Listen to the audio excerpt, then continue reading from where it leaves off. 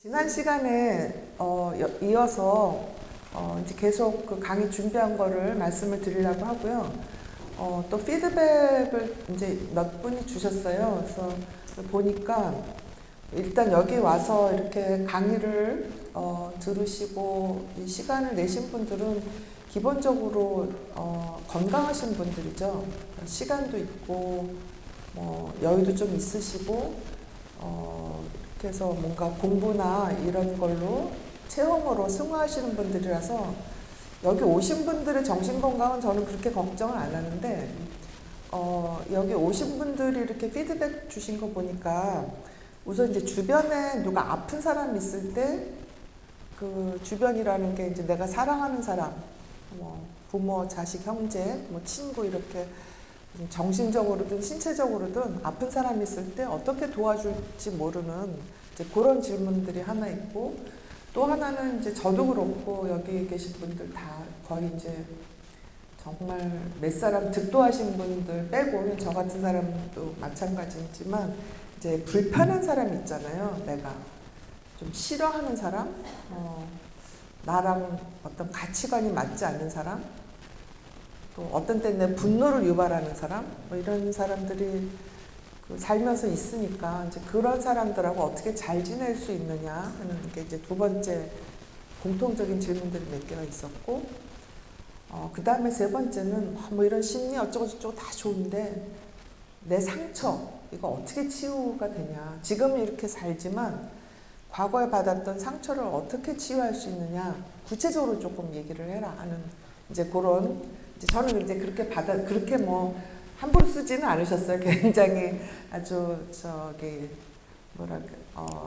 편안하게 잘 쓰셨지만 이제 저는 그렇게 맞아, 이렇게 상처를 어떻게 치유할 건지에 대해서 원하시겠구나 하는 그런 생각을 했습니다. 그래서 이 강의 내용 들어가기 전에 우선 궁금한 것부터 세 가지가 실은 우리가 살면서 제일 힘든 것 중에 하나인 것 같아요. 가다가 잠시 도둑을 맞았다든가 잠시 무슨 실패를 했다든가 이런 거는 그 시기가 넘어가면 괜찮은데, 이제 사람에 의해서 받은 상처라든지 책무감 이런 것이 굉장히 힘들잖아요. 그래서 그거는 이제 제가 일방적으로 이렇게 해라 하는 거는 아닌 것 같고요. 같이 공유를 하는 거죠. 이제 그리고 그 방식도 여기 계신 선생님들께서 여러 옵션 중에서 이렇게 선택을 하시는 거라고 저는 생각을 합니다. 그러니까 꽤 많은 그 소위 말하는 심리학, 정신과 의사들, 또 요새 말하는 멘토들이 이렇게 제가 이제 그런 프로그램을 이렇게 보면 마치 이게 최선이고 이렇게 해야지 되는 거고 굉장히 아주 단호하고 결정적으로 얘기하시는 분들이 참 많아요. 실은 그렇게 해야지 좀 임팩트도 있고 설득력도 있고 그럴듯해 보이고 또 힘도 받고 하기 때문에 그렇게 말씀하시는 분들이 꽤 있는데, 우리 마음은 100이면 100, 천이면 천 다 아무도 같은 분들이 없거든요. 그래서 이 멘토가 얘기하는 게 이 사람한테는 잘 맞지만 이 사람한테는 전혀 엉뚱한 결과를 가져올 수가 있어요. 그러니까 예를 들어서 부모한테 맨날 그 부모의 영원한 아이 노릇만 하지 말고 좀 반항도 하고 그 효도 이런 거 다 잊어버리고 자기 길을 가라 이런 얘기를 했단 말이에요, 누가. 근데 그 말도 맞는데요.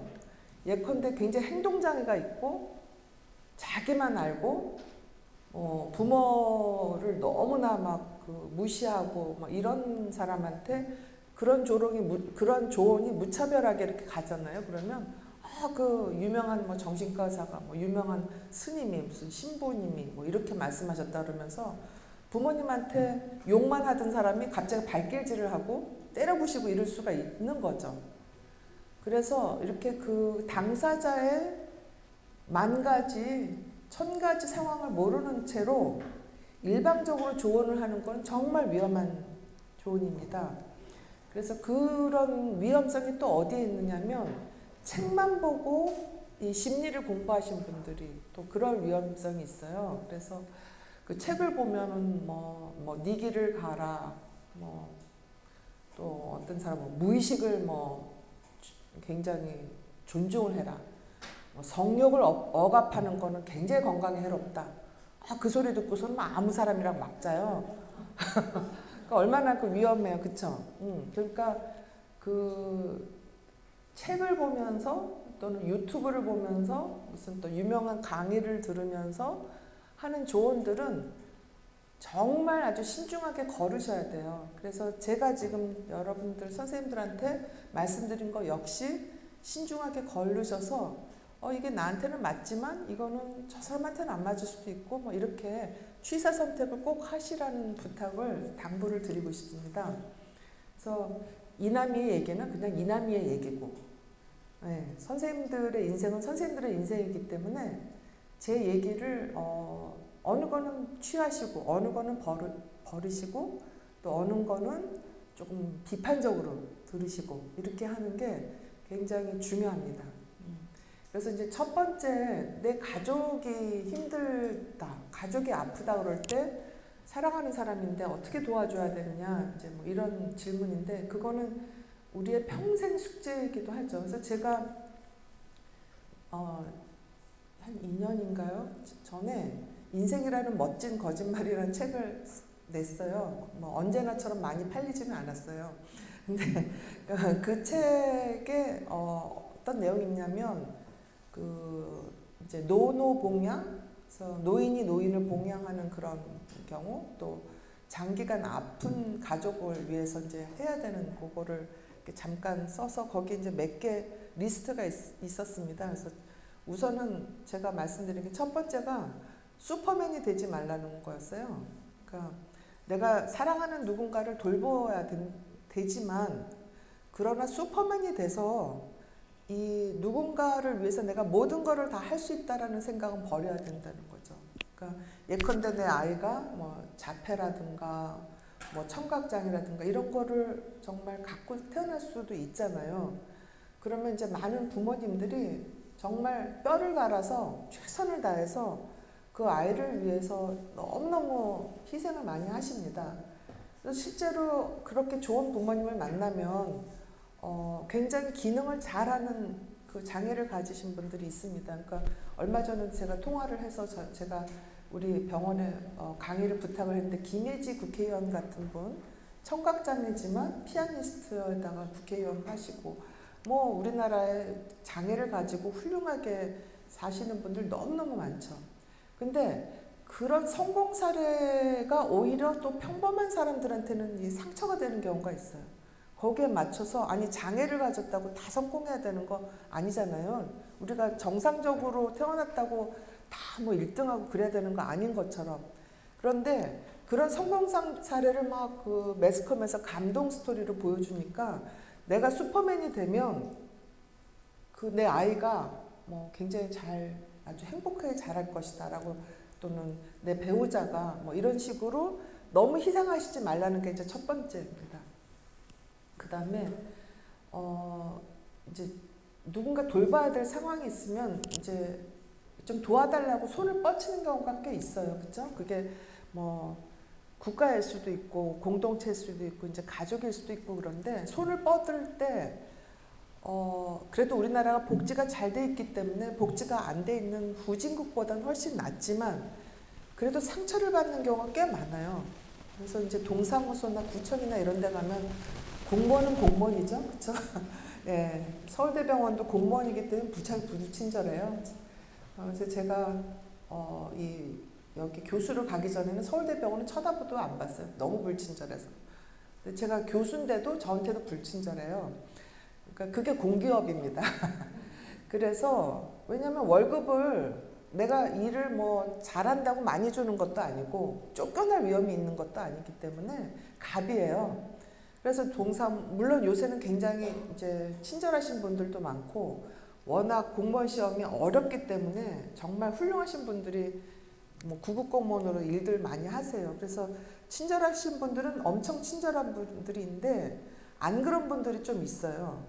그래서 거기 가서 그런 거 하다가 사람한테 상처받기도 하고, 또 그 다음에 또 뭐가 상처냐면 이 관료주의는 이게 많아요. 뭘 해야 될 허들가 뭐를 했대 와라, 뭘 가족관계 증명, 뭘 이거 하면 뭐가 안 된다, 뭐가 안 된다 하다 보면 너무 상처받는 거예요. 내가 이거 할 수 있으면 내가 이거를 신청을 하겠냐 이거죠, 그쵸? 이거는 저도 이제 뭐 무슨 뭐 이런저런 것 때문에 하면 내가 박사 다 소용없구나 여기서는 정말 어렵다 하는 게 느껴진 적이 있었습니다. 그래서 그런 상처 때문에 또 친지나 친구들한테 뭐 도와달라 그러면 요만큼 도와주면서 생색은 또 이렇게 내고, 그쵸? 그래서 뭐 주스 한 통 사가지고 와가지고서는 기저귀 한번 제대로 안 갈아주면서 어머 뭐가 어디가 진 물렀네 이렇게 막 얘기하고, 그러니까 이제 도움을 청하지를 않게 되는 거죠. 그래서 결과적으로는 나 혼자서 혼박, 독박 쓰게 되는 경우가 꽤 있습니다. 그래서 그거 하지 말라는 거죠. 그러니까 어떡하든 누군가의 도움을 조금 치사하고 더러워도 하여튼 받아내는 게 이제 중요합니다. 그 다음에 나보다 훨씬 더 아픈 사람이잖아요. 정신적으로든 뭐 신체적으로든. 그러면 이제 내 마음이 내가 사랑하는 사람이니까 그 사람한테만 집중을 해서 내 정신 건강, 육체 건강을 잘 안 돌봐요. 그래서 보면은 오래 앓던 사람보다 간호하던 사람들이 빨리 돌아가시는 경우가 훨씬 많아요. 너무 그 스트레스가 많아서. 그래서 간호하시는 분들 특히 나의 정신 건강, 육체 건강을 꼭 챙기시라 하는 거. 그걸 제가 이제 거기다 제 책에다 썼어요. 근데 저도 이제 저희 시부모님하고 한 30년 살았는데 이제 시아버님도 한 2, 3년 암으로 자리보존하고 집에서 대소변 받아내고 돌아가셨고, 시어머님도 마찬가지로 한 2, 3년 암으로 완전 마비돼서 또 마루에서 두 분 다 계시다가 돌아가셨어요. 근데 아버님 때는 간병인을 안 썼기 때문에 이제 저희 자식들이 굉장히 고생을 했는데, 그래도 어머님 때는 간병인을 쓰긴 했는데 이제 마비돼서 누워 계시고 지금 살아계시면 거의 100살이 다 되시는 분이라서 그때는 이 간병인이라든지 뭐 이렇게 그 돌보는 사람들을 머슴이랑 노비로 생각하시는 시절이에요. 그래서 간병인들이 오시면 한 일주일 있다가 울고 나가고 막 이러시는 거예요. 그래갖고 원래도 이제 일하는 사람은 안 쓰셨던, 우리는 안 썼어요. 어머님이 워낙 까다로운 분이라서. 그래서 그 간병인이 계속 나가는 바람에 이제 고생을 했다가 마지막에 정말 좋은 간병인 복이 정말 큰 복이더라고요. 아주 그 조선족, 지금도 저희 아이들을, 우리 손주들을 키워주시는 분인데 우리 어머님이 뭐라 그래도 끄떡도 안 와요. 그래서 저는 오히려 저보다 나이가 많이 어린데도 제가 언니처럼 그렇게 많이 배운 분이에요. 초등학교, 중학교, 고등학교 요 정도밖에 못 나오셨는데 머리가 굉장히 좋으신 분이라서 하여튼 우리 어머님을 잘 해주셔서 제가 그래도 많이 도움을 받았었습니다. 그러니까 그런데 간병인이 계시니까 이 자식이 5인데 저희는 이제 큰 아들이니까 이제 계속 모시고 사는데 마지막에는 우리 집에 아무도 안 와요. 근데 그 형제들을 뭐라고 할 수가 없는 게 이제 어머님으로서는 어쩌다 오는 게 이제 막 서운한 거예요. 그러니까 특히 딸들은 옛날에는 아들은 안 돌봐도 딸들은 매일 와서 돌봐야 되고 이런 게 좀 있었잖아요. 그러니까 딸들도 다 노인인데 와서 돌보라는 얘기를 하니까 노인인 딸들하고 자꾸 부딪히니까 이제 딸들도 안 오죠. 며느리 하나는 시어머님 보기 싫다고 이혼하고 나갔죠. 하나는 저기 지방에 있죠. 뭐 저 환자 이제 독박하는 거죠. 그래서 제가 그 경험으로 그 책을 사실은 썼어요. 근데 어머님이 돌아가시고 나니까 한 30년을 같이 살았는데 진짜 나랑 같이 사셨나? 이 거짓말 같은데?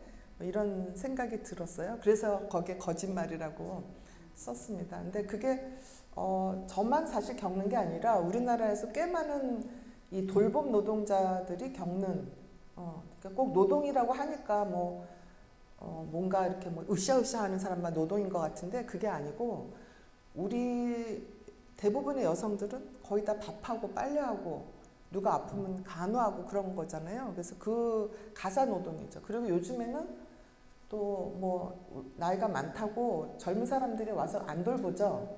그쵸? 우리 며느리들도 저를 되게 좋아해서 뭐 축하면 와요. 일주일에 한 서너 번 오는데 애들 맡기러 오는데 오면 제가 오늘 저녁에 뭐 했어? 그러면 물개 박수 치면서 좋아해요. 그리고 먹고 가요. 설거지 안 하고. 그 설거지를 만약에 하면 우리 이제 아들들이 하죠. 그래야지 와요. 며느리들한테 아마 여기 그쵸 맞아 하시는 분들 며느리들한테 조금이라도 잔소리하고 조금이라도 뭐 시키면 안 봅니다. 그쵸 맞아 막 하시는. 예.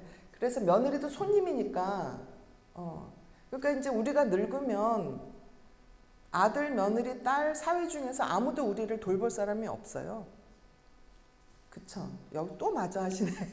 그래서 어떻게든지 건강하게 하고 뭐 정말 그 기어다니는 한이 있어도 내 밥은 내가 차릴 수만 있으면 참 좋겠다 하는 생각을 합니다. 그래서 제가 그 리드비나라는 성이 제 세례명이거든요. 영세명이 리드비나예요. 근데 제 책에도 언급을 하긴 했는데 중학교 2학년 때 세례를 받긴 했는데 이제 성인전을 이렇게 보면서 어떤 성인이 좋을까 이러고 쭉 읽었는데 리드비나라는 성인에 딱 꽂혔어요. 근데 왜 꽂혔냐면 아마 아시는 분은 아실 수 있겠고 제 책에도 조금 나오긴 하는데 10대 때 스케이트를 타다가 유럽 나라 네덜란드 사람인데 좀 다쳤어요. 그러고 나서 또 뭐 이런 그 몸이 아픈 계기가 있어서 평생 누워서 지냈어요. 근데 이제 부모님이 있고 뭐 있을 때는 누가 돌보지만 안 그러니까 마을에서 조금 떨어진데 혼자 이렇게 돌보고 올케 언니가 좀 와서 돌보다가 막 굉장히 조롱하고 뭐 모욕 주고 막 이런 그거만 하고 이제 가고 뭐 이러니까 지금은 그렇게 되면 그냥 이웃에서 누가 죽든 말든 냄새 나야지 발견을 하는데 그때만 해도 누가 거기서 혼자 누워있다 그러면 가서 좀 먹을 것도 주고 이렇게 챙겨주는 이웃들이 있잖아요. 그래서 그분들이 이제 와서 그 리드비나 성인을 돌보는데 돌보면서 치유가 되는 거예요, 본인들이. 그래서 야, 그 리드미나라는 그 저기 사지마비 된 여자한테 가서 하니까 병이 나. 그래갖고는 그게 소문이 나가지고 그때부터 사람들이 이제 줄지어서 와가지고 그 마비된 그 리드미나 성인한테 치유의 그런 기적을 받고 그렇게 해서 기쁘게 살다가 돌아가신 성인이에요. 그래서 제가 그 성인을 정말 너무 존경스러운 사람이다, 성인이다 생각을 하고 제 이제 영세명으로 이렇게 했는데 그 얘기를 제가 드리는 거는 우리는 다 죽기 전에 장애가 돼요. 환자로 죽고요. 그쵸? 어디 마비가 되든지. 그래서 다 리드비나 성인의 시기를 거칩니다. 중환자실이나 요양병원이나 뭐 이런 데 가서 죽을 거 아니에요. 갑자기 급사 뭐 무슨 타이타닉 보러 지하에 내려가서 뭐 죽지 않은 한. 그쵸? 그러면 그때 주변 사람을 못 살게 구는 아주 못된 노인이 될 것인지 아니면 누워있다 하더라도 리드비나 성인처럼 누군가를 치유하는 그런 사람이 될 건지 그거는 좀 깊이 생각해 볼 필요가 있거든요. 그래서 저는 이제 제가 일생에서 가장 존경하는 이제 몇 분들 계신데 그분 중에 하나가 제 외할머니인데요. 저희 외할머니도 마지막에 폐암으로 한 1, 2년을 누워 계셨어요. 마비되시고 또 치매도 좀 왔고. 근데 우리 외할머니는 신앙심이 너무너무 깊으셔가지고 뭐 제가 외할머니한테 한 7살까지 살았는데 동생들이 아주 연년생으로 있어가지고 외할머니가 주로 저를 키우셨는데 아침에 일어나면 아침 기도 들으시고 뭐 식사, 점심, 뭐 이렇게 저녁, 밤에 기도 들으시고 그래서 외할머니 손 붙잡고 성당 가서 그 라틴어 미사 드리는 그 기분이 참 아주 묘했어요. 어렸을 때 뭐 한국말도 잘 못 알아듣는 그 나이인데 라틴어는 또 얼마나 신기했겠어. 여기가 천국인가? 뭐 그런 생각하면서 이제 컸는데 그 할머니가 폐암 걸려서 돌아가셔서 한 2년 누워 계셨는데 한 번도 화를 낸 적을 본 적이 없어요. 그리고 농담을 잘 하셨어요. 그 와중에도. 그래서 우리 이제 이모님들이나 이렇게 와서 우리 할머니 돌볼 때 앉아서 두런두런 그냥 얘기하면서 재밌게 하다가 그러고 다들 가셨어요. 그러니까 와서 돌보는 게 어렵지가 않으셨던 거죠. 그리고 제가 그때가 이제 대학교 의대 다닐 때인데, 아유, 내가 너 시집가는 걸 보고 죽어야 되는데 그 전에 가서 빨리 어디 가서 남자 좀 그렇게 여유 있게 농담을 하셔서 돌아가실 때도 저렇게 돌아가실 수 있구나. 그리고 할머님이 이제 워낙 신앙심이 깊으니까 희망이 있으셨던, 이제 돌아가시면 나는 성모님도 뵙고 예수님도 뵙고 그 다음에 먼저 간 아들 둘도 보고, 10대 때 또 깐난뱅이 때 아들 둘을 잃으셨거든요. 그래갖고 그때 굉장히 희망에 찬 오히려 얼굴을 하고 계셨던 기억이 납니다. 그래서 그 외할머니의 그런 모습, 그 다음에 저희 이제 책에도 한번 언급한 적이 있지만 저의 수녀님, 담임 수녀님 계셨는데 그 수녀님도 이제 몇 년 전에 췌장암으로 돌아가셨어요. 근데 췌장암 진단을 받아서 이미 이제 수술을 할 수가 없는 상태라고, 그래도 이제 제자들의 입장에서는 수술을 좀 하고 다만 몇 달이라도 좀 가셨으면 하는데 스님이 단호하게 나는 오래 살고 싶지 않다 이렇게 딱 얘기를 하시더라고요. 그래서 우리가 수님만 생각하지 말고 우리 팬들 좀 생각하세요. 우리는 수녀님하고 좀 더 하루라도 더 같이 있고 싶어요. 이렇게 했더니 뭐 그럴 필요 있겠느냐 그러면서 그냥 아주 편안하게 우리가 가면 기쁘게 맞아주시고, 그러면서 마지막에 내가 이제 아프고 그러니까 기력이 있으면 더 오래 사니까 곡기를 좀 끊어야 되겠다 이렇게 말씀을 하시더라고요. 그러니까 곡기를 끊으니까 그때부터는 자꾸 주무시더라고. 기력이 쇠하니까. 그래서 그렇게 그 췌장암이 사실 진통이 굉장히 있거든요. 근데 진통제도 거의 안 맞으시고, 근데 그 수녀님께서 이렇게 얘기를 하셨어요. 이제 그 아픈 와중에도 성당을 이제 가시는데, 성당 이렇게 아픈 상태에서 들어가는데 뭔가 이렇게 큰 기쁨, 굉장히 아주 깊은 말할 수 없는 그 희열이라고 할 수도 없고 그 감정을 얘기를 할 수가 없다고 얘기하시더라고요. 정말 아픈 후에 성당에 가서 느끼는 그 감정은 아프기 전에 느끼는 감정하고 너무 다르다고 그렇게 얘기를 하시면서 그 수녀님도 굉장히 기쁘게 가셨어요. 그래서 저한테 이제 스승이자 저의 멘토자, 그래서 그렇게는 될 것 같진 않아요. 제 다 타고나는 그 근기라는 게 있어서 저는 그 근기가 별로 이렇게 그래서 그렇진 않은데 하여튼 닮아가려고 하는 그런 게 있고, 그래서 그 분들을 제가 이제 그분들을 체험을 했으니까 그분들을 제가 체험한 거를 여기 선생님들께 나누는 겁니다.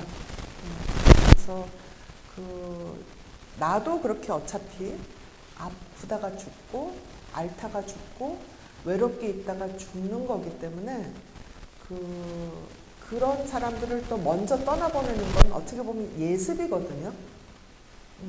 그래서 저는 시부모님을 먼저 이렇게 떠나보내고 친정부모님도 이렇게 떠나보내는 게 저한테 굉장히 많은 가르침을 주시고 가신 거라고 생각을 해요.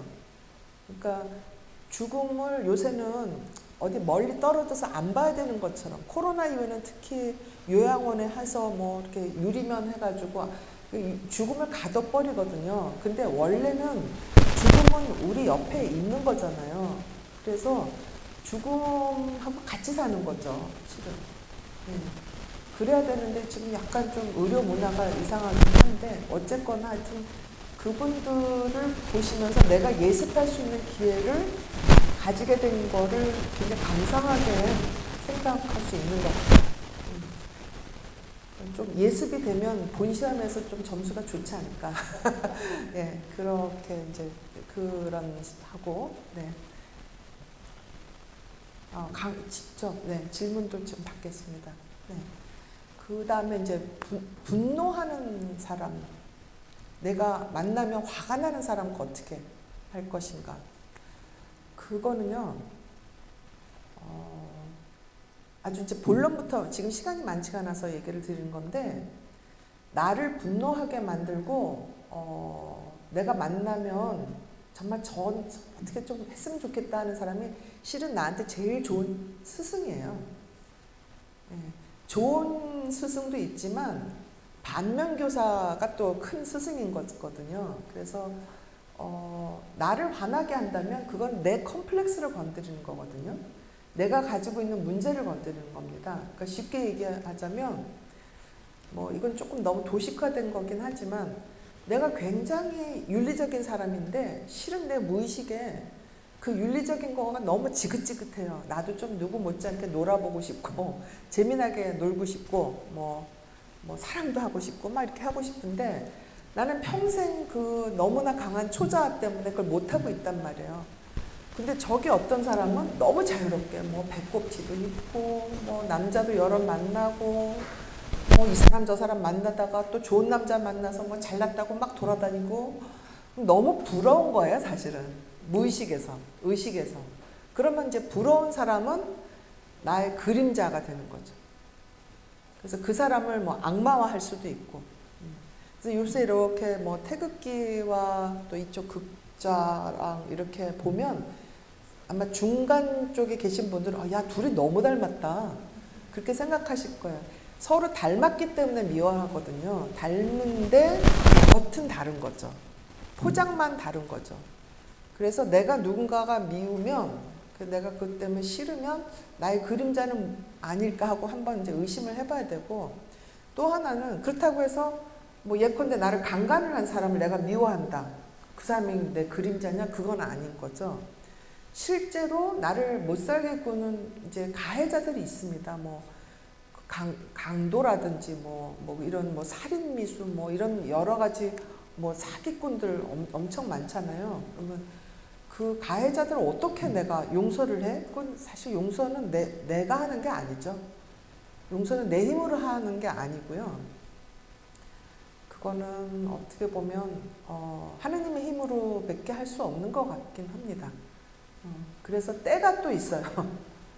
그러니까 내 상처가 치유되는 것도 때가 있고요.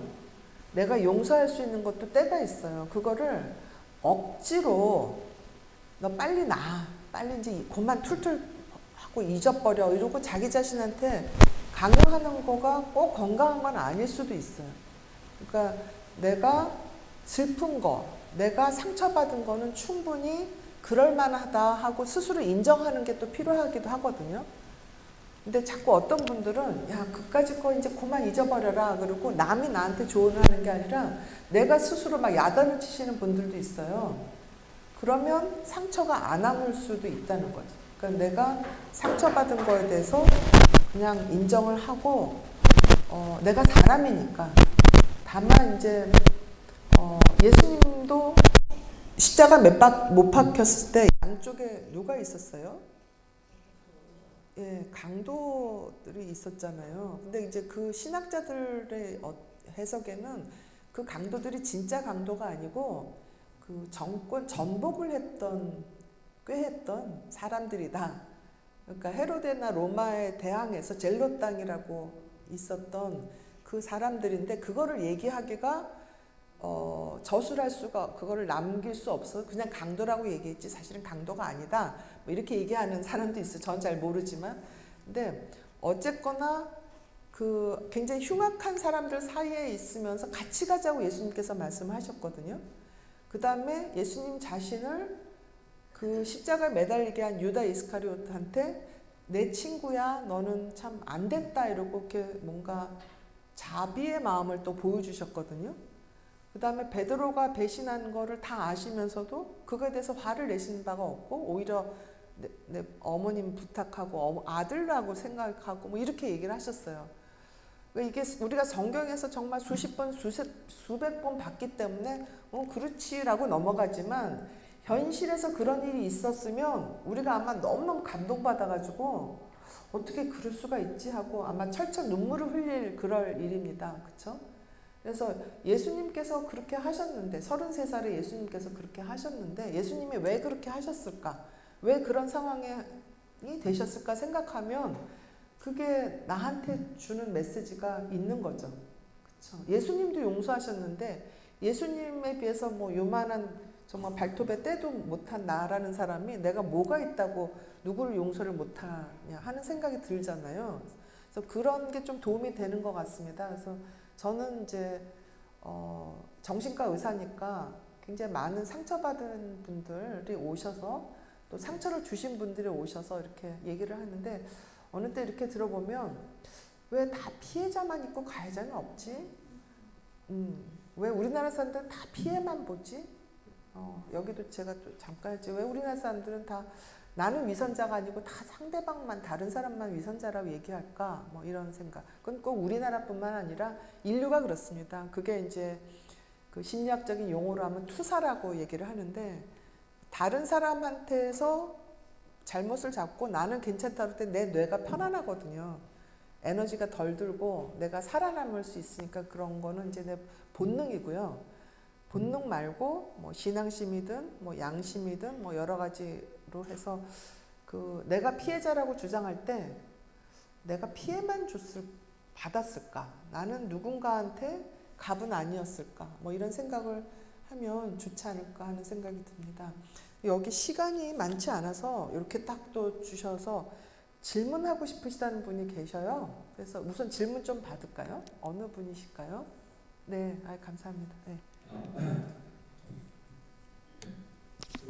질문을 저번부터 이제 세 번째지 않습니까? 네. 질문을 하려고 제가 이미 준비를 했었는데 과연 질문을 해갖고 제가 과연 그 교수님한테 진짜로 좋은 말씀을 제가 모두 받을 수 있을까 그런 의미를 갖고 준비를 안 했어요.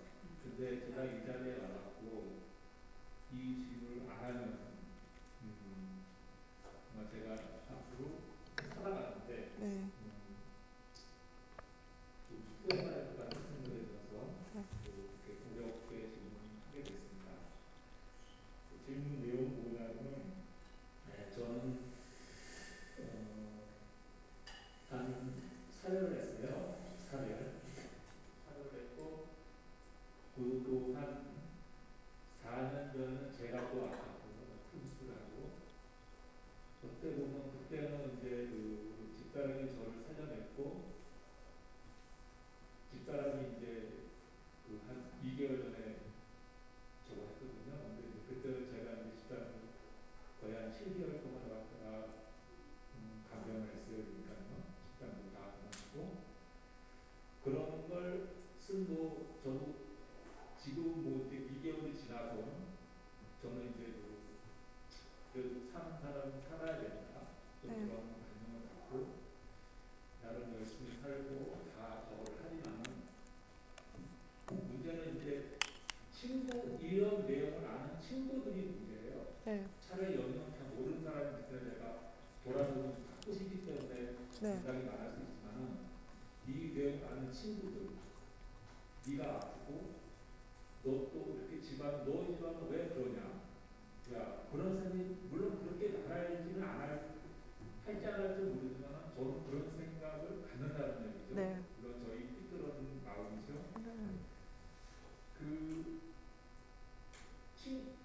그러한 친구들의 어떤 이제 저한테 이제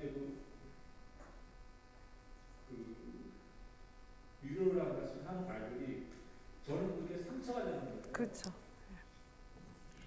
아시겠죠? 네네네. 근데 그렇게 해갖고 이제 내가 그 친구들의 그 말들을 무시하고 다시 만날 수 있는 거니까 만나고 하는 것들을 갖다가 어떤 마음을 갖고 만나고 이렇게 자연스럽게 물론 돌아갈 수는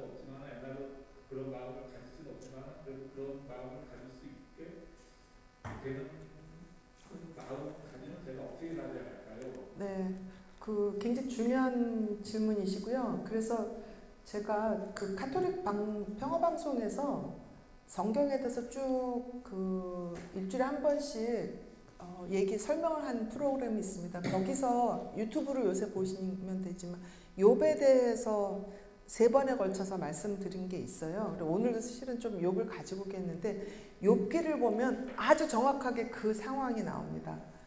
그래서 거기 이제 욥기는 물론 조금 다르게 아내도 막 욥을 조롱하고 떠나고 욥 자신이 엄청나게 아프고 그런데 친구들이랍시고 와가지고 엉뚱한 조언을 해가지고 나중에 하나님한테 큰 벌을 받아요. 그 친구들이. 그리고 욥한테 하나님이 다시 이제 욥의 신앙심을 보고 욥이 다시 이제 그 치유가 되는 그런 과정이 있습니다. 그래서 아마 예전에 읽으셨겠지만 내가 그런 고통을 당한 다음에 욥기를 한번 다시 보시면 내가 겪은 거랑 욥이랑 어쩜 이렇게 똑같지 하고 느끼실 거예요. 그래서 그 욥기를 읽기 전에 제가 그 유튜브에 있는 그 욥기 그를 한번 평화방송 들어가셔가지고 보시면 될 것 같습니다. 많은 사람들이 위로랍시고 하는 얘기가 다른 사람의 상처에 소금을 던지는 경우가 참 많아요. 그래서 내가 이제 상처를 받을 경우도 있지만 또 누구를 위로할 때 그 조심해야 될 것들이 참 많습니다. 그래서 이제 그게 정신과 의사들이 그런 것 때문에 훈련을 몇 년씩 받죠. 받고 공부도 열심히 하고. 근데 그런 훈련을 받는 심리학자나 정신학과 의사들도 환자들을 때로 상처를 주게 만들어가지고 그 의사들 리뷰했어요. 이런 뭐 같은 의사가 있나 이러고. 훈련을 몇 년씩 받은 의사도 그런 실수를 하는데 심리학이나 뭐 이런 거에 대한 개념이 없는 사람들은 자기가 무슨 말을 하는지도 모르고 그냥 던져버려요. 근데 지금 그분들은 불행을 비껴가실 것 같아요. 절대 그렇지 않습니다. 그냥 앞서거니 뒤서거니에서 내가 매를 먼저 맞은 거예요. 뭐든지 왜 우리 어렸을 때 지금은 매 안 때리지만 줄 서서 선생님들한테 매 먼저들 맞잖아요. 그러면 먼저 맞은 사람이 항상 씩 웃고 그냥 나오지 않아요. 근데 그게 꼭 좋은 건지 잘 모르겠어요. 왜냐하면 뒤로 갈수록 기운이 빠지기 때문에. 네, 근데 어쨌거나 매를 먼저 맞은 거지 그 사람들이 매를 안 맞지는 않아요. 그러면 그때는 그 사람들이 깨달아요. 자기들이 뭘 잘못했는지. 그러니까 그게 자식들을 키울 때도 우리가 10살짜리한테 20살짜리가 알아야 될 거를 얘기를 하면 10살짜리 못 알아듣잖아요. 그쵸? 다 때가 있는 거죠. 그러니까 선생님의 친구들은 지금 말하자면 선생님보다 IQ가 한 4, 50쯤 낮은 겁니다. 먼저 경험을 하신 거죠. 그래서 나보다 머리가 안 좋고 정신연령이 낮은 사람한테 그 얘기를 하면 못 알아들어요. 그래서 그러면 나 그 사람들이 없으니까 또 외로운데 그럼 어떻게 친구를 또 만나지? 친구 없이 이것도 어떻게 견디지 하는 마음이 또 있잖아요. 근데 친구는 참 신기한 게요. 제가 많은 그 노인들 이렇게 상담도 하고 그러는데요. 요양병원에서도 또 만들어요. 침대에 누워서도. 그 버킷리스트 하는 그 영화에 보면 둘이서 같이 누워있다가 친구 되는 그 장면이 나오거든요. 그러니까 친구는 죽을 때까지 새롭게 만들어집니다. 그 친구가 요양사일 수도 있고요. 저 같은 경우는 그 우리 어머님 간병하신 요양사가 제 굉장히 아주 친한 친구가 됐어요. 서로 형제처럼. 또 선생님도 이제 앞으로 뭔가 이제 봉사를 하신다든가 또 공부를 하신다든가 일을 하시면 또 친구가 새롭게 생겨집니다. 그러면 나중에 내가 상처가 치유가 되면 그 친구들이 또 나한테 또 와서 야 그때 나 너무 미안했다. 너 그때 어떻게 했냐 좀 가르쳐달라. 그럴 때가 옵니다. 그러니까 그 하느님의 때가 우리가 생각하는 때랑은 좀 다른 거죠. 근데 지금은 너무 슬플 때이기 때문에 그런저런 거가 다 귀찮아요. 친구도 귀찮고 누가 옆에 오는 것도 귀찮고 사실은 누가 와서 말하는 것도 싫고 안 만나는 게 실은 정상일 수도 있습니다. 만나고 싶지 않은 게. 그래서 철저하게 나 자신한테 집중하는 게 필요해요. 내가 뭐 할 때 그래도 행복하지? 내가 김치찌개 먹을 때 행복한가? 된장찌개 먹을 때 행복한가? 내가 목욕탕 가서 냉탕에 있을 때 행복한가 철저히 지금 여기에 집중을 하시는 게 필요합니다. 그리고 또 한 가지 중요한 거는 나는 지금 누구의 남편이지만 동시에 자식들의 아버지일 수도 있고 또 이웃에서 하는 사람, 뭐 누구의 선배일 수도 있고 누구의 친구일 수도 있고 공동체에서 뭐를 했던 사람이에요. 그러면 알게 모르게 내가 영향을 주는 사람들이 꽤 많습니다. 그래서 멘토가 되실 수가 있어요. 근데 멘토 역할을 하셔야 되는 분이 무너지고 좌절하면 그게 일파만파로 많은 사람들한테 퍼져가요. 지금 한국에 젊은 사람들이 30-40%가 우울증에 걸려 있다고 그래요. 자살기도 요새 엄청 해요. 근데 그거를 젊은 사람들만 비난을 할 거는 저는 아니라고 봅니다. 우리 같이 기성세대나 노인들이 정말 멘토 역할을 잘했으면 건강했으면 지금 젊은 사람들이 그렇게 우울증에 시달리고 뭐 묻지마 범죄하고 그럴까 하는 생각이 들어요. 그래서 내가 어떤 선택을 했느냐는 주변에 알게 모르게 많은 영향을 끼치기 때문에 지금 이렇게 힘들 때 꿋꿋하게 신앙심이든 뭐 자기 관리든 철저하게 하셔서 나의 멘티들, 나를 멘토로 생각하는 사람들, 말은 안 하고 있지만 보고 계시는 분들이 많습니다. 그분들한테 힘이 되셔주시는 게 필요해요. 그러니까 그런 거를 잘 생각을 하셔서 나는 내 몸은 나만의 몸이 아니고 나의 멘티들의 몸이고 또 더 중요한 거는 욥을 이렇게 쭉 보시면 욥도 죽고 싶어가지고 죽으려고 하고 뭐 이런 게 많습니다. 예. 뭐 다윗도 그렇고 뭐 성경에 나오는 뭐 많은 사람들 중에 그런 생각 안 한 유다 이스카리ot도 마찬가지고. 근데 유다는 자살을 했고요. 베드로는 평생 속죄를 했어요. 엄청난 차이죠. 그래서 베드로도 역시 우리한테는 엄청난 그 영감을 주잖아요. 그러니까 그걸 한번 잘 생각을 하셔서 지금 힘들기 때문에 나한테 일단은 투자를 하세요. 뭐 어디 먼데 여행 가셔도 좋고 뭐 그림을 그리셔도 좋고.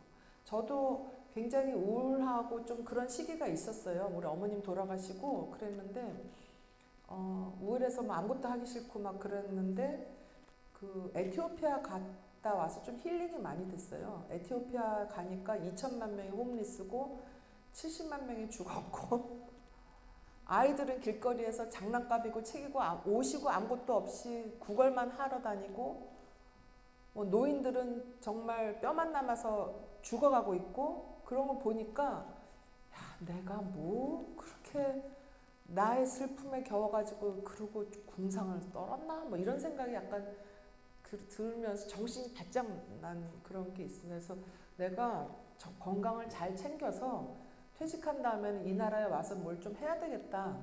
또 내년에도 또 와야 되겠다. 뭐 이런 생각을 하면서 제가 좀 많이 배웠죠. 그런 완전히 우리나라가 이제 무슨 거지들도 살지 않는 곳인데 저기가 뭐냐 그랬더니 거기 시장이래요.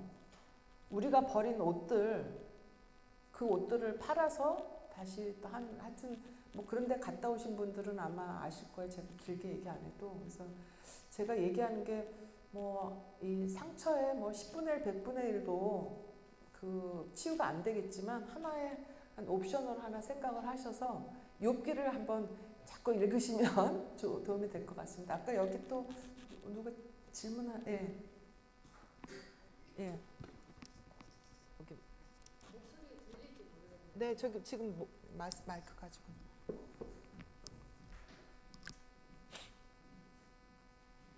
저는 10년 전에 치매 걸린 어머니를 제가 여동생을 같이 모시고 있었는데 돌아가시기 치매 걸리기 전에 30년 전에 아버지가 아들들한테 건물 2개를 주고 딸들한테 아무것도 안 줬기 때문에 내가 이제 죽으면 이 집은 딸들이 걸어서 해라. 그리고 이제 아들 낳치고 얘기를 했어요. 그리고 뭐 어머니가 치매 걸려다가 이번에 6개월 전에 돌아가셨는데 집을 정리하다가 보니까 그 말씀이 떠나기 바로 한 달 뒤에 여동생이 단독 어머니가 치료 변료가 심하게 됐을 상태에 모시고 가서 단독 정렬을 받았더라고요. 저는 굉장히 놀래보는 거예요. 그런데 제가 요즘 6개월 동안 굉장히 힘든 게 어머니가 갑자기 돌아가시는 또 충격을 받았는데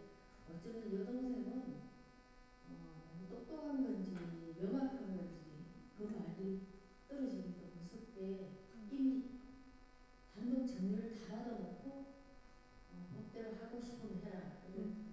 제가 너무 충격받았어요. 그래서 나는 바본가 아니면 정말 법대로 해야 되는 건가. 네. 고마워하지도 않고 법대로 하세요.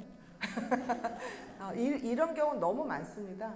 예, 실제로. 그리고 이제 유교 사회에서는 주로 여자들이 돌봄을 하고 특히 이제 뭐 혼자 사는 여성이라든지 뭐 마지라든지 뭐 이렇게 해서 집안에서 제일 착하고 제일 만만한 사람한테 일은 다 시키고 착하고 만만하기 때문에 재산을 안 주고 그런 경우가 너무 많아요. 근데 그렇게 해서 재산을 받은 사람들이 자녀들이 난 잘 되는 것 같지 않아요. 일단 왜냐면 자녀들이 보고 배우는 게 뭐냐면 그렇게 막 남을 배신하고 욕심 부리고 그러면 자기 부모도 결국 배신하고 자기 부모 똑같이 해요. 그래서 내가 꼭 그거에 대해서 벌을 안 줘도 본인들이 뭐 몇 년 있다가 뭐 몇 달 있다 본인들이 다 벌을 받더라고요. 그리고 이렇게 공돈이 생기잖아요. 술술술술 다 나가요. 그래서 우리 정신과 의사들 사이나 변호사들 사이 얘기가 뭐냐면 자녀들끼리 서로 싸우고 지옥을 만들려면 빌딩을 남겨주라 이렇게 얘기하는. 무지하게 싸우고 그리고 서로 원수가 되고 막 이렇게 돼서 참 안타까운 일인데 너무 흔하거든요. 근데 그런 경우는 유류분이라고 해서 소송을 하시면 일부 이제 찾아오실 수가 있어요. 그리고 치매 걸리신 분은 그 효력이 없어요. 그래서 충분히 여동생하고 소송하실 수 있어요. 그러니까 하시고 싶으면 저는 하시라고 그래요. 그걸 뭐 신앙의 힘으로 용서하라? 그게 용서가 될까 싶지는 않고 그 다음에 그 여동생도 좀 알아야 되거든요. 그렇게 하면 안 된다는 거를. 그래서 그냥 하시면 좋겠어요. 그러니까 뭐 이거는 사실 개인적인 얘기지만 여기 계신 분들 중에 그런 그 금전과 관련해서 아마 배신감 안 느껴보신 분이 별로 없을걸요?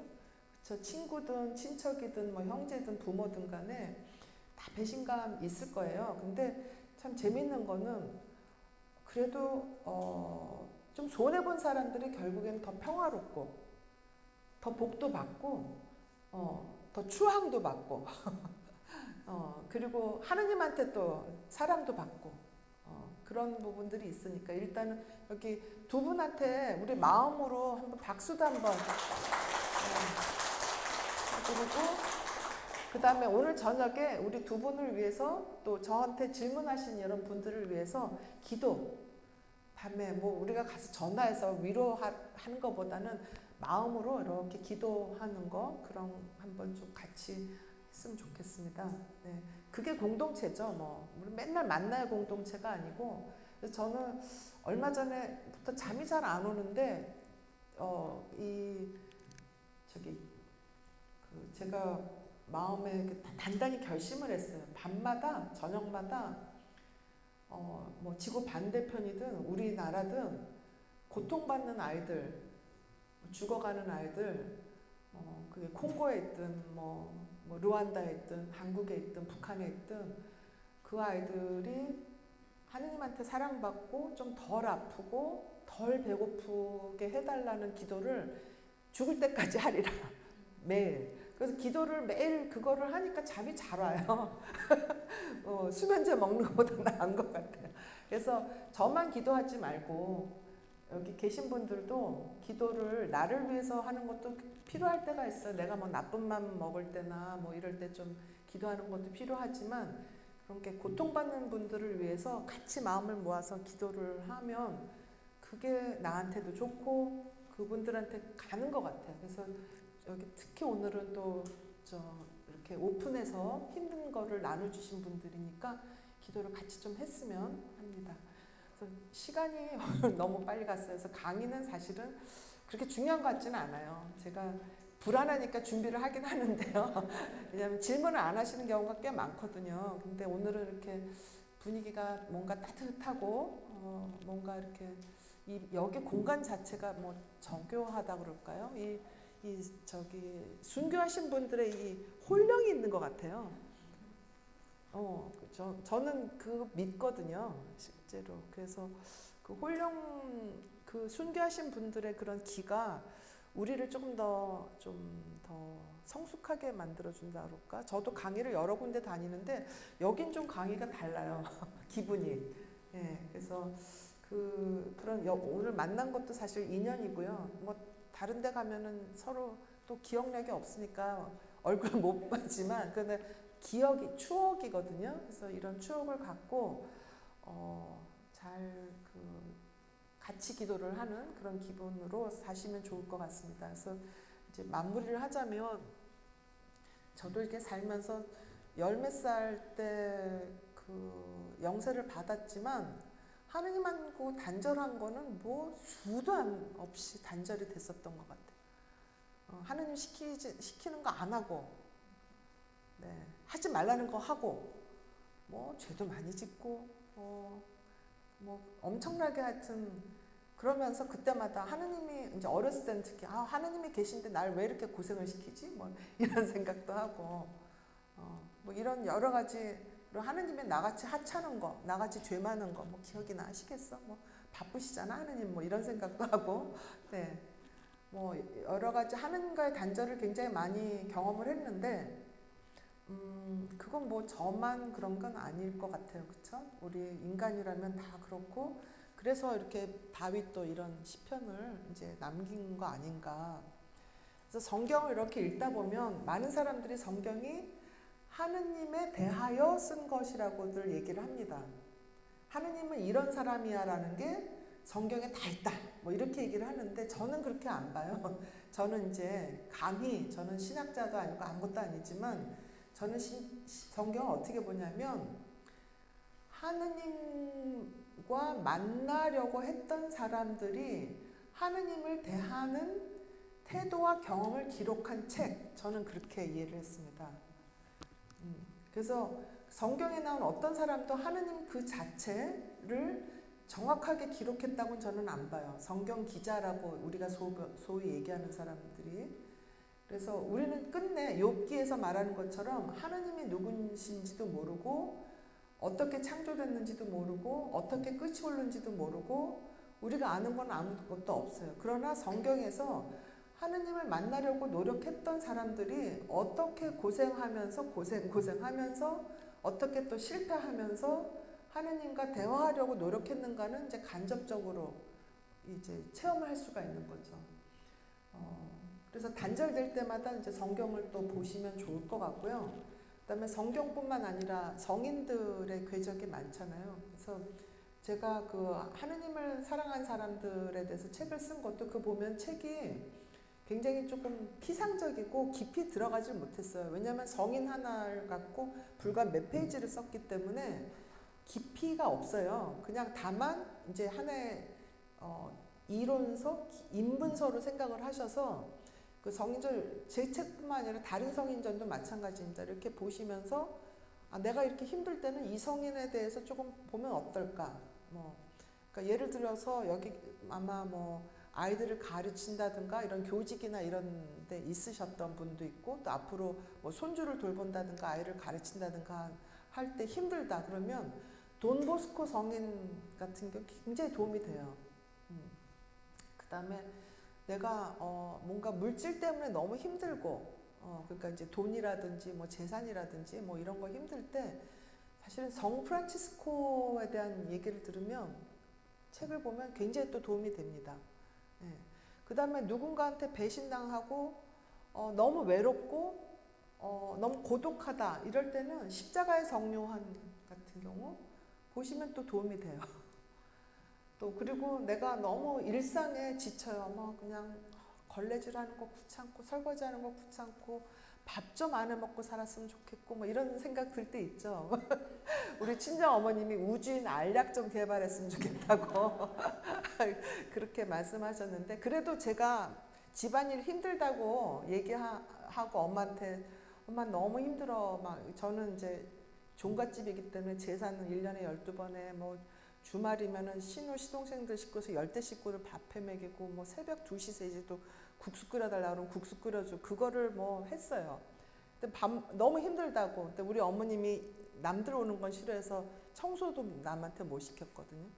그래서 힘들다고 친정엄마한테 하면은 뭐라고 하셨냐면 야, 살 뺀다고 에어로빅도 한다.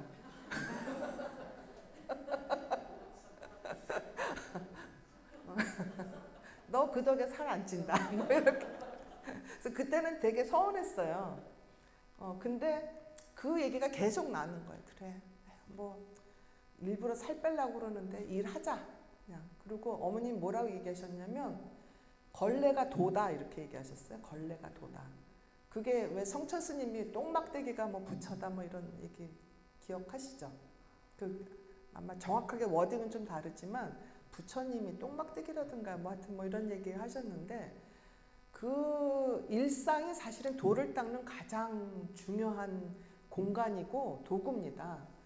그럴 때 이제 우리 소하대레사 자서전 같은 거 보시면 소하대레사는 정말 고운 마음으로 뭐 빨래다 하고 마루 다 청소하고 근데 뭐 워낙 예쁘게 생겼으니까 주변에 질투도 받고 그건 우리 왜 시집살이 하고 뭐 친정에서 이렇게 하면은 예쁘고 똑똑하고 좀 돈 좀 있고 또 그러면 막 이렇게 질투하고 이런 거 있잖아요. 뭐 모든 그 공간이 다른데 그럴 때 소아들에서 자서전 보면 좀 도움이 되기도 하고 그렇게 해서 그런 게 이제 치유를 해주는 거는 사실 친구들 만나면 친구들 자기 자랑 막 하거든요. 그쵸? 나는 내 자식 때는 힘들어 죽겠는데 우리 자식이 이번에 어느 대학을 들어갔어 뭐 연봉이 얼마래 이러면 속이 얼마나 터지겠어요. 그래서 그럴 땐 차라리 친구들을 안 만나고 성인자를 보는 게 더 도움이 되는 경우가 꽤 있습니다. 그래서 이제 그래도 안 되면 이제 또 전문가를 찾아가야 되죠. 네, 그건 어쩔 수 없어요. 근데 전문가들도 마찬가지예요. 중에 제 머리 못 닦는다고 저도 한 분석을 10년 이상 받았거든요. 정신 분석을. 그게 이제 분석과 과정에 들어가기도 하고. 근데 만약에 10년 이상 그 분석을 안 받았으면 뭐 머리에 꽃 꽂고 어디를 갔든지 어디 저 한강다리를 갔든지 그걸 알 수 없어요. 그쵸? 생각해 보세요. 그 서울대 나온 정신과 박사가 새벽 2시에 막 국수 끓여서 대령하고 그 묻은 이불 다 세탁기 그냥 넣으면 안 돼요. 아시겠지만 그렇잖아요. 그건 일단 손빨래를 해갖고 넣어야 돼. 그런 거 다 했거든요. 그러니까 이 머리에 꼭 꽂고 갈 수도 있었던 사람인데 10년을 분석을 받으면서 이렇게 살아남았으니까 그쵸. 그래서 정신과 전문의도 뭐 별 볼 일 없어요. 따지고 보면. 네, 근데 지금 이제 우리 후배가 무슨 마인들링이라고 뭐 이렇게 앱을 하는 거를 이렇게 해서 앱으로 뭐 검사하고 하는 걸 해보라고 해서 제가 이렇게 해봤어요. 근데 어머님 돌아가시고 몇 달 후에라서 그런지 몰라도 그걸 해서 검사를 해보니까 심각한 상황이니 전문가를 찾아가십시오. 이렇게 나오더라고요. 이렇게 심각한 상황인데도 이렇게 돌아다니면서 할 거 다 해요. 그러니까 좀 위로를 받으시고요. 심각한 상황일수록 사실 하나님께서 더 사랑해 주실 수도 있어요. 사랑을 듬뿍 받고 계신 거니까 그거는 우리가 어딜 가도 다 누가 뺏어갈 수 없는 사랑이잖아요. 그쵸? 네. 다이아 같은 거는 뭐 누가 언제든지 손가락 잘라서 갈 수 있어요. 그러나 하느님 사랑은 우리가 토굴에 있던 어디 섬에 가 있든 있는 거니까 그 사랑 꽉 잡고 또 힘들고 뭐 괴롭고 그러면 그 정신과 전문의도 심각하대 이렇게 생각하고 한번 웃으시고 네 이렇게 한번 웃으시고 고비를 넘기면 또 이렇게 되는 것 같습니다. 일단 살아남는 게 중요한 것 같아요. 살아남는 게. 그래서 저는 아침마다 기도할 때 오늘도 잘 넘기게 해주세요라는 기도를 할 때가 있어요. 아프지 않고 별 사고 없이 오늘도 그냥 넘기게 해주세요라 그러지 무슨 증권이 올라가게 해주세요. 우리 집이 얼마 되게 해주세요. 그런 거 어떻게 기도를 할 수가 없잖아요. 그렇죠?